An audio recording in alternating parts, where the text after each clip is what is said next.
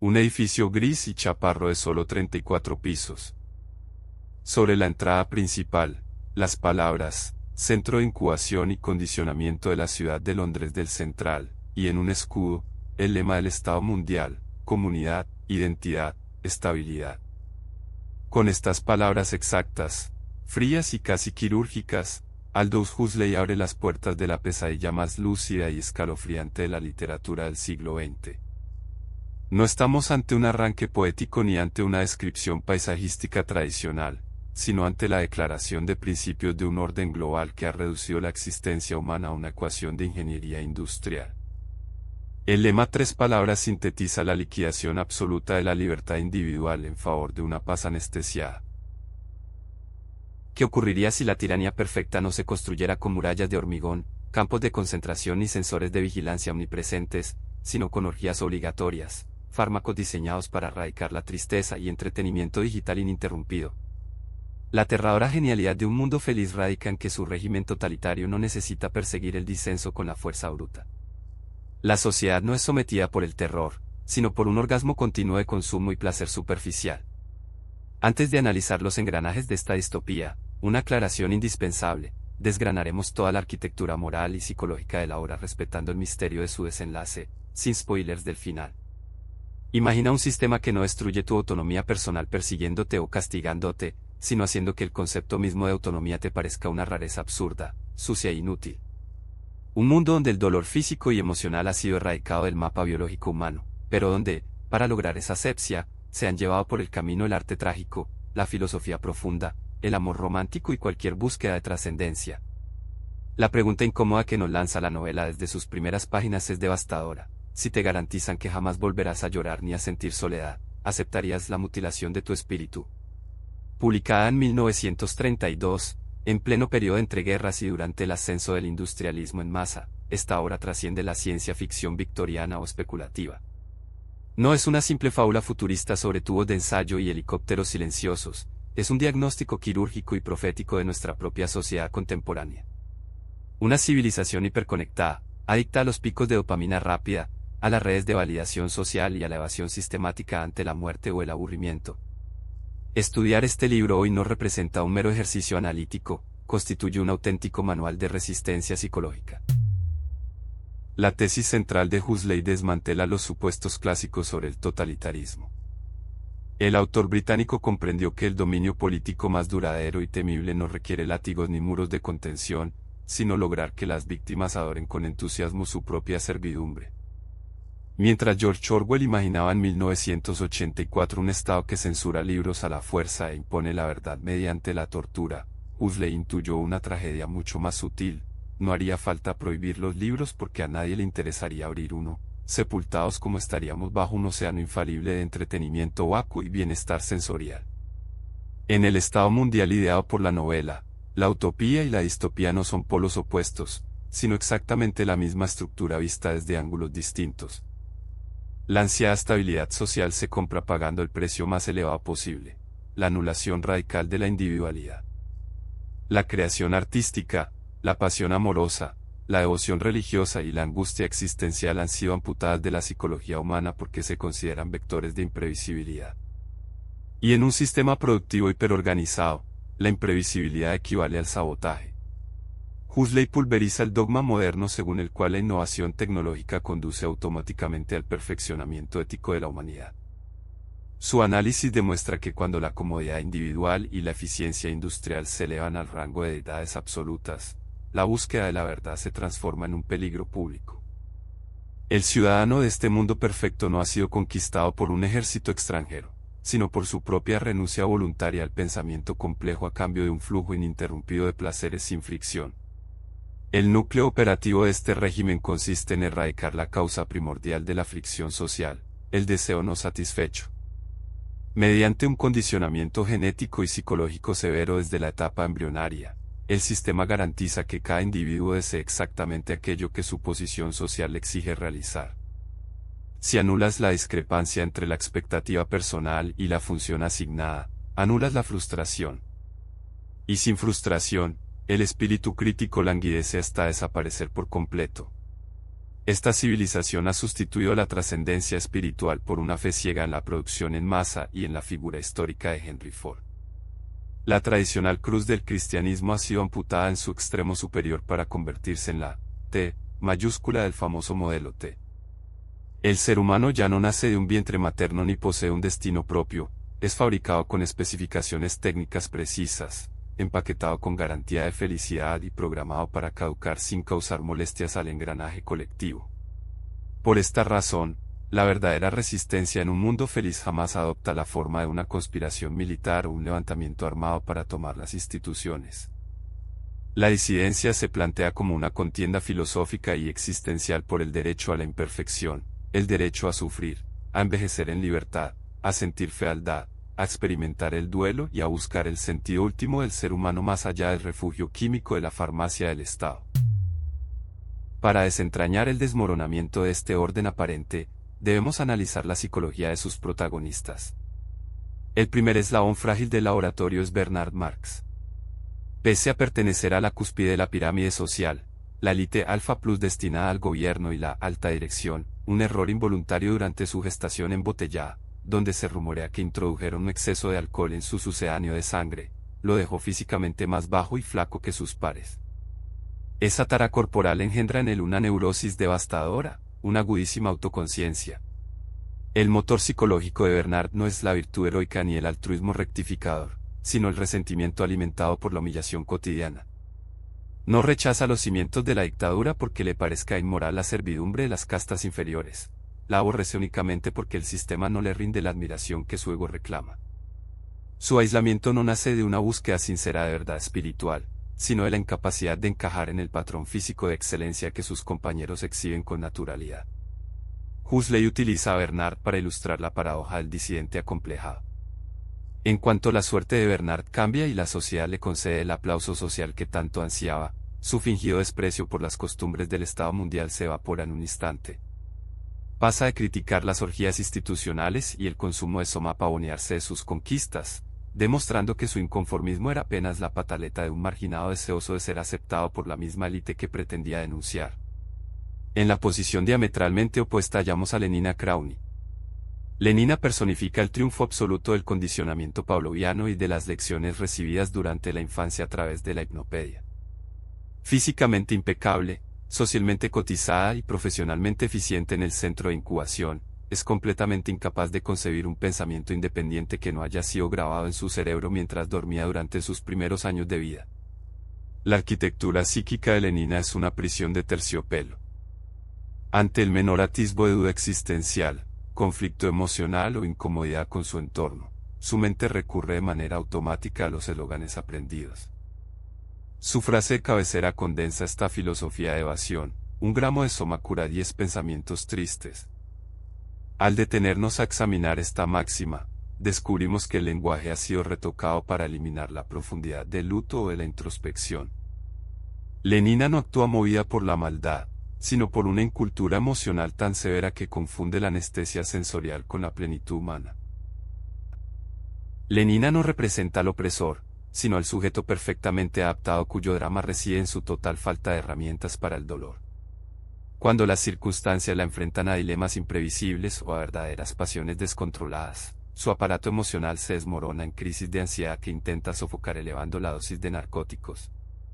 Es la encarnación de la inmadurez biológica perpetua, una adulta con el desarrollo afectivo de una niña mimada que huye de cualquier sombra. La irrupción de John, conocido como el salvaje, altera de forma irreversible este laboratorio social. Nacido biológicamente en la reserva salvaje de Malpaís debido a un accidente sufrido por su madre civilizada, Ion se desarrolla en la convergencia de dos mundos antagónicos. Crece rodeado de la mugre, la pobreza y los rituales religiosos indígenas, pero al mismo tiempo aprende a leer mediante un libro destrozado que encontró en su choza, las obras completas de William Shakespeare. La psique de Ion está moldeada por el dramatismo clásico y la culpa religiosa. Para él, el valor del amor se mide por el nivel de sacrificio que exige, la grandeza del espíritu requiere atravesar la prueba del dolor, y la virtud se sostiene sobre la contención de los impulsos. Al ser trasplantado a la civilización hipertecnológica de Londres, la ausencia total de sufrimiento y la práctica de la promiscuidad casual no le parecen un logro progresista, sino una espantosa degradación moral de la especie. Ion encarna el idealismo romántico llevado al límite del abismo. Sin el blindaje del condicionamiento social, interpreta cada interacción humana a través del verso shakespeariano. Confunde el deseo puramente biológico de Lenina con la devoción trágica de Julieta, y cuando la realidad material rompe sus ilusiones poéticas, su frustración estalla en espirales de violencia punitiva dirigidas contra el mundo moderno y contra su propio cuerpo. El cuadro se completa con Mustafa Mond, uno de los 10 interventores residentes del Estado mundial. Mond representa el perfil analítico más refinado y perturbador de la obra. Lejos de ser un tirano ignorante que actúa movido por el fanatismo, es un exhombre de ciencia de brillante inteligencia que en su juventud descubrió las paradojas del sistema, exploró textos prohibidos y comprendió el peso de la física y la filosofía clásica. La psicología de Mond representa el utilitarismo elevado a su expresión más fría y coherente. Conoce perfectamente el valor estético de Shakespeare y la profundidad espiritual de la Biblia, pero ha determinado racionalmente que el arte de primer orden y la ciencia pura deben sacrificarse para garantizar el orden de la masa. Es una encarnación científica del gran inquisidor, un gobernante que asume voluntariamente la carga de la verdad y el aislamiento intelectual para evitar que el pueblo sufra las zozobras de la duda. Sumerjámonos en el desarrollo de la trama. La novela arranca con una lección magistral de deshumanización dentro del Centro de Incubación y Condicionamiento de Londres. El director de la institución guía a un grupo de jóvenes estudiantes a través de las salas donde la reproducción natural ha sido erradicada. La humanidad ya no nace de la unión de dos personas, sino que es ensamblada industrialmente mediante el proceso Volkanovski de división celular en serie. Mediante este procedimiento, un solo óvulo fertilizado puede dividirse hasta dar origen a 96 embriones idénticos, creando cuadrillas enteras de trabajadores estandarizados. Los términos padre y madre han sido despojados de valor y recluidos al terreno de la vulgaridad lingüística. La producción de la vida humana se equipara formalmente a la fabricación de componentes mecánicos en una cadena de montaje fordista. La discriminación de casta se programa biológicamente durante la etapa de desarrollo en el frasco. Mientras las castas superiores alfa y beta reciben proporciones óptimas de oxígeno y nutrientes para desarrollar inteligencias destacadas y físicos imponentes, las castas inferiores gamma, delta y epsilon son sometidas a privaciones calculadas de oxígeno y adición de alcohol para limitar deliberadamente su desarrollo cerebral y muscular. Una vez extraídos de las botellas, el condicionamiento continúa en las salas de enfermería. En una escena célebre y espeluznante, los bebés de la casta delta son atraídos hacia estantes llenos de flores frescas y libros infantiles con ilustraciones coloridas. En cuanto los niños se acercan gateando sonrientes y extienden sus manos hacia las páginas y los pétalos, el sistema activa sirenas ensordecedoras y descargas eléctricas en el suelo. Tras repetir la descarga varias veces, la asociación pavloviana queda fijada para siempre, los libros y la naturaleza generan dolor y pánico. El director explica la lógica económica detrás de esta atrocidad. Un trabajador manual que ama la naturaleza pasaría el tiempo libre contemplando bosques sin consumir productos industriales. Al odiar el campo pero ser condicionado para practicar deportes complejos, el ciudadano se ve obligado a consumir constantemente equipamiento técnico y transporte. La mente inconsciente es moldeada durante el descanso mediante la hipnopedia. Mientras los niños duermen, altavoces ocultos bajo sus almohadas repiten miles de veces frases grabadas que fijan las normas morales del Estado mundial. Se les inculca el desprecio hacia las castas inferiores, la satisfacción ciega con la propia categoría y la obligación social del consumo continuo. La célebre máxima, cada cual pertenece a todos los demás, destruye de raíz cualquier conato de exclusividad afectiva. En este contexto de control psicológico infalible, la conducta de Bernard Marx empieza a ser percibida como un factor de inestabilidad. Su insatisfacción constante, su rechazo a tomar soma durante los eventos sociales y su inclinación por dar paseos en soledad mirando el océano indignan a sus superiores. Para desahogar su tensión y reafirmar su estatus alfa ante sus compañeros, Bernard invita a Lenina Crowny a realizar un viaje insólito, una expedición a la Reserva Salvaje de Malpaís. La Reserva Salvaje representa un enclave del viejo mundo conservado por el Estado mundial en los desiertos de Nuevo México. Rodeada por una valla de alta tensión que electrocuta a cualquier animal o humano que intente cruzarla, la reserva es el lugar donde los nativos viven sin acceso a la tecnología del régimen, envejeciendo naturalmente, padeciendo enfermedades infecciosas y manteniendo tradiciones religiosas sincréticas. Para los ciudadanos civilizados del Estado mundial, la reserva no constituye un espacio de diversidad cultural respetable, sino un parque temático primitivo y repugnante. Asisten al en helicóptero para contemplar la mugre y el sufrimiento humano con una mezcla de morbo y superioridad moral, protegidos en todo momento por su dosis de soma y su mentalidad aséptica. La llegada de Lenin al país desencadena una profunda crisis de repugnancia. La visión de un anciano nativo de rostro triple arrugado, dientes rotos y marcha vacilante la horroriza por completo, ya que en Londres el tratamiento hormonal y la terapia celular garantizan la apariencia juvenil hasta el momento de la muerte. Además, presenciar un ritual tribal donde un joven se deja azotar hasta sangrar sobre la tierra le provoca un colapso nervioso que solo logra calmar ingiriendo dosis masivas de soma. Es en las inmediaciones del poblado donde se cruzan con Ion y su madre, Linda. El choque de universos es brutal. Linda era una beta plus británica que, años atrás, se perdió durante un viaje a la reserva junto al actual director del centro de incubación. Tras sufrir una caída y ser abandonada a su suerte, descubrió que estaba embarazada. Aislada en la reserva sin acceso a anticonceptivos ni aborto, dio a luz a Ion de forma vivípara. La estancia de Linda en el poblado nativo ha sido una tragedia ininterrumpida. Acostumbrada a la libertad promiscuidad de la metrópoli, Linda intentó mantener sus costumbres sexuales con los hombres de la tribu, lo que provocó que las mujeres nativas la boicotearan, insultaran y apalearan violentamente por violar el código del matrimonio sagrado. Rechazada por extranjera y despreciada por inmoral, se hundió en el alcoholismo local para olvidar su antiguo paraíso tecnológico. Ion crece en las afueras de la tribu sufriendo un aislamiento feroz. Los muchachos de la reserva le prohíben participar en los ritos de paso a la madurez y lo lapidan por ser el hijo de la mujer blanca sin pudor. Sin embargo, su destino cambia al encontrar entre los trastos de su choza un volumen gastado de las obras completas de Shakespeare. Esas páginas se convierten en su santuario, en su gramática emocional y en su mapa para comprender el dolor y el honor. Al escuchar la historia de Linda y ver la reacción de Ion, Bernard Marx concibe una maniobra de manipulación perfecta. Sabiendo que el director del centro de incubación planeaba amenazarlo públicamente con el exilio a una isla debido a sus desórdenes de conducta, Bernard ve en Ion la herramienta definitiva para destruir la reputación de su superior. Solicita un permiso especial a Mustafa Mond y traslada a Ion y a Linda de vuelta a la metrópoli. La escena del regreso a Londres es de un humor grotesco y demoledor. El director reúne a toda la élite del centro de incubación para despedir y avergonzar a Bernard públicamente por sus desviaciones ideológicas. Es entonces cuando Bernard hace entrar a Linda, ajada y grotesca, y a Ion, quien cae de rodillas ante el director llamándolo «padre». La sola mención de esa palabra prohibida provoca una ola de burlas generalizada que obliga al director a emitir humillado en el acto. De la noche a la mañana, la posición de Bernard sufre un vuelco radical. Pasa de ser un paria despreciado a convertirse en el personaje más cotizado de la alta sociedad por ser el tutor legal del salvaje. Embriagado por su repentina popularidad, Bernard olvida sus antiguas inquietudes filosóficas, aprovecha su fama para coleccionar favores sexuales y presume de una falsa superioridad intelectual ante aquellos que antes lo ignoraban.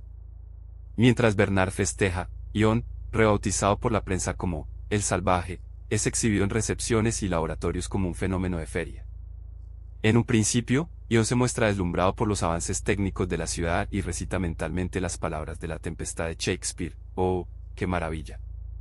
¡Cuántas criaturas bellas hay aquí! ¡Qué hermosa es la humanidad! ¡Oh mundo feliz que tiene tal gente en él! Pero el deslumbramiento dura muy poco. Muy pronto, la fascinación inicial cede el paso al horror absoluto. Ion comprueba la inanidad del entretenimiento de masas, cines donde los espectadores experimentan sensaciones físicas táctiles pero no hay un solo conflicto ético verdadero, música sintética producida por frecuencias que aletargan el seso, y una absoluta incapacidad de la población para sostener una conversación profunda que no consista en repetir consignas hipnopédicas sobre el consumo. Entretanto, su madre Linda se refugia en la solución farmacológica definitiva. Incapaz de asumir su cuerpo envejecido en una sociedad que rinde culto a la eterna juventud y avergonzada por el desprecio de la opinión pública, Linda decide confinarse voluntariamente en una habitación de hotel para someterse a unas vacaciones permanentes de soma, una sobredosis ininterrumpida que destruirá sus órganos en pocas semanas pero le garantiza visiones placenteras hasta el fin. El distanciamiento entre Ion y Bernard culmina la noche en que el salvaje se niega rotundamente a salir de su cuarto para asistir a un gran evento social organizado en su honor.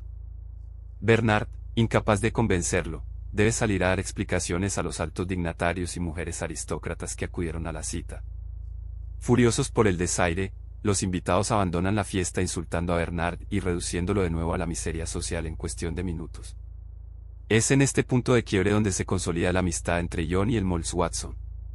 El Mols representa el reverso perfecto de la disidencia de Bernard. Es un alfa plus alto, atlético, carismático y admirado, cuyo problema estriba en poseer un exceso de talento creador.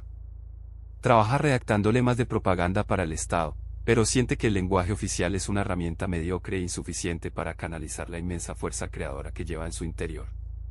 El Mols busca la palabra precisa capaz de remover las capas anestesiadas del alma humana. Durante sus reuniones clandestinas con John, el poeta queda deslumbrado al escuchar la lectura de Shakespeare. Se detiene fascinado ante una idea magistral. Las palabras pueden ser como los rayos X si se usan apropiadamente, lo atraviesan todo. Sin embargo, Huxley introduce una nota trágica. Incluso un intelecto tan brillante como el del Mols tropieza con las barreras de su propio condicionamiento, estallando en risas incontrolables cuando John lee pasajes sobre el sufrimiento filial o los celos de Romeo. La brecha insalvable entre el idealismo romántico y la mentalidad civilizada se hace insostenible en el encuentro a solas entre John y Lenina.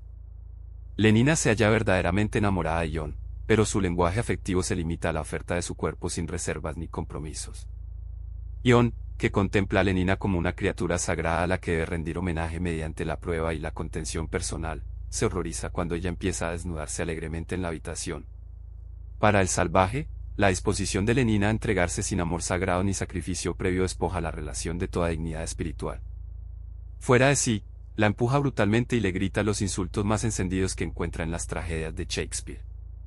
Lenina, aterrada, incapaz de entender por qué un hombre rechazaría la satisfacción física inmediata, corre a encerrarse en el cuarto de baño mientras John se pasea furioso por el salón. El estallido es interrumpido por una llamada telefónica urgente. Linda ha entrado en coma irreversible y agoniza en el hospital de moribundos de Park Lane. John abandona la habitación corriendo para acompañar a su madre en sus momentos finales.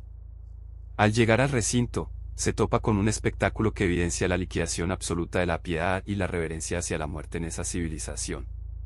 El hospital no es un lugar de recogimiento ni de acompañamiento afectivo, sino una central de desensibilización sistemática. El Estado entrena a los niños de casta alta llevándolos periódicamente a las salas de agonía durante sus horas de juego para que asocien el fallecimiento con golosinas y atracciones infantiles, erradicando así el duelo, la angustia y cualquier noción de la trascendencia del alma humana. John se arrodilla al pie de la cama inundado en lágrimas, desgarrado por la pena. Sin embargo, su madre, sumergida en el sopor artificial del soma y con la atención dispersa por las imágenes que se proyectan en la pantalla del techo, ni siquiera es capaz de reconocerlo. Confunde a su hijo con Popé, el amante indígena que tuvo en la reserva. Cuando Linda sufre un espasmo y muere sofocada, los niños que corretean por la sala se acercan a la cama riéndose y pidiendo más dulces. La muerte deshumanizada de su madre esquicia definitivamente a John. Al bajar al vestíbulo principal del hospital, encuentra una brigada de un centenar de trabajadores de la casta alta guardando dócilmente en fila la distribución de su ración diaria de soma tras concluir la jornada laboral. La visión de aquellos hombres idénticos esperando pasivamente su dosis de amnesia química enciende en John una rabia mesiánica. En un arrebato de desesperada libertad, John arrebata las cajas de comprimidos al enfermero y comienza a lanzarlas a puñados por las ventanas del vestíbulo hacia la calle, gritando a los obreros que rechacen esa droga, que piensen por sí mismos y que reclamen su condición de hombres libres. Sin embargo, los trabajadores Delta no entienden el concepto de emancipación. Lo único que ven es la destrucción despiadada de su medicina y arremeten en masa y con furia contra el salvaje para recuperar su dosis. El Mols y Bernard irrumpen en el recinto en pleno tumulto. Al ver a su amigo acorralado, el Mols se lanza de lleno a la pelea repartiendo golpes a los obreros para defender el gesto poético de John, mientras Bernard vacila aterrorizado a un lado sin saber si intervenir o huir. Instantes después, la policía del régimen neutraliza la revuelta no con balas ni garrotes, sino dispersando vapor anestésico de soma e inundando los altavoces con grabaciones hipnopédicas de pacificación. Los 3 disidentes son conducidos inmediatamente bajo custodia a las dependencias privadas de Mustafa Mon. Es en esta oficina donde se desarrolla el clímax intelectual de la obra, una contienda dialéctica brillante y sin concesiones entre la razón de Estado y la libertad individual. Mond admite abiertamente que la ciencia pura y el arte elevado han sido suprimidos del mapa porque suponen elementos de inestabilidad incompatibles con la paz social. Mond argumenta con lógica aplastante: la verdadera tragedia requiere pasiones convulsas, desolación, pérdidas irreparables y heroísmo. Si nadie sufre, Si nadie envejece y si nadie vive en la incertidumbre, la tragedia shakespeariana se convierte en un anacronismo incomprensible. Cuando Ion denuncia que esa felicidad es ridícula y vacía, reclama el derecho de la humanidad a la imperfección en una intervención inolvidable, pero no quiero el confort. Quiero a Dios, quiero la poesía, quiero el peligro real, quiero la libertad, quiero la bondad. Quiero el pecado. Mustafa Mon no pierde la compostura y le responde desglosando la factura real de esa petición. Le hace ver que exigir la libertad implica aceptar la fealdad física, las enfermedades degenerativas, la escasez de alimentos, las noches de insomnio marcadas por el miedo al futuro y los dolores insoportables de la existencia. Lejos de amedrentarse ante esa lista espeluznante, Ion sostiene la mirada del mandatario y replica con serena firmeza que exige todos esos derechos sin excepción. El juicio concluye con la resolución del destino de los rebeldes. Bernard, desechó en lágrimas y llorando cobardemente sobre la alfombra, suplica misericordia a Mont. Bernard y el Molt son exiliados a las Islas Malvinas. Mont aclara que el exilio no constituye un castigo, sino una bendición. Las islas son el refugio donde el régimen envía a los individuos más talentosos e independientes que han superado el condicionamiento, permitiéndoles vivir entre iguales. Sin embargo, Mont deniega la solicitud de Ion para acompañar al Molt al exilio. El interventor insiste en mantener al salvaje cerca de la metrópoli para continuar el experimento sociológico. Rechazando formar parte de la maquinaria urbana, Ion huye a la campiña inglesa y se instala en un faro abandonado de ladrillo rojo, dispuesto a desintoxicar su cuerpo mediante el trabajo físico duro, el cultivo de su propio alimento y la práctica de penosos rituales de autoflagelación. No obstante, la sociedad del espectáculo no tolera la renuncia ni el aislamiento. Un camarógrafo sensacionalista descubre el paradero del salvaje y lo graba en secreto mientras se castiga físicamente. La cinta se convierte en un éxito mundial instantáneo de taquilla, provocando que hordas de ciudadanos curiosos vuelen en helicóptero hacia el faro para presenciar el sufrimiento de Ion como si se tratara de la última atracción circense. El faro se convierte en un circo mediático asfixiante. La multitud rodea la colina coreando eslóganes, arrojándole comprimidos de soma y pidiendo que repita sus castigos. Cuando Lenina desciende de una de las naves e intenta aproximarse con los brazos abiertos, el choque entre el deseo reprimido, la culpa violenta y el acoso de la masa hace colapsar la mente del salvaje por completo. Llegamos a la conclusión de nuestro análisis. Respetando el desenlace del libro en el interior del faro, el impacto de un mundo feliz se revela hoy más urgente que cuando fue escrito. Aldous Huxley no redactó un ejercicio de ciencia ficción distante, sino un diagnóstico preciso de los engranajes invisibles que moldean nuestras vidas cotidianas. Vivimos sumergidos en nuestra propia versión de la hipnopedia digital. Algoritmos diseñados para estudiar nuestros sesgos nos entregan dosis continuas de soma en forma de notificaciones, contenidos de evasión y gratificaciones inmediatas. Hemos aprendido a rechazar la incomodidad, el debate profundo y el sufrimiento constructivo a cambio de una tranquilidad anestesiada que anula la verdadera empatía. La advertencia fundamental de Huxley es que la pérdida de libertad no siempre requiere la irrupción de un dictador brutal. Basta con que una civilización decida anteponer el confort material y el placer superficial a cualquier otra consideración ética. Cuando la búsqueda del sentido es sustituida por el consumo ininterrumpido, los ciudadanos construimos voluntariamente las paredes de nuestra propia prisión mental. La inquietante pregunta que la novela nos traslada al siglo XXI es si conservamos la valentía moral de Ion para defender nuestra humanidad con todas sus sombras, inseguridades y libertades, o si preferimos entregarnos a la placidez servil de la anestesia permanente. ¿Hasta qué punto estamos dispuestos a aceptar el dolor inevitable de estar vivos a cambio de no perder el alma? Si este recorrido analítico por la obra maestra de Aldous Huxley te ha permitido reflexionar sobre las servidumbres invisibles de nuestra época, te invito a suscribirte al canal y activar la campana de notificaciones. Cada semana desmontamos las obras capitales que descifran los dilemas éticos y políticos de nuestro mundo. Déjame tu reflexión en la sección de comentarios. Si estuviera en tus manos elegir hoy mismo, ¿preferirías la píldora de soma que erradica cualquier atisbo de tristeza a costa de tu autonomía mental, o defenderías, como el salvaje, tu inalienable derecho a ser desdichado en libertad?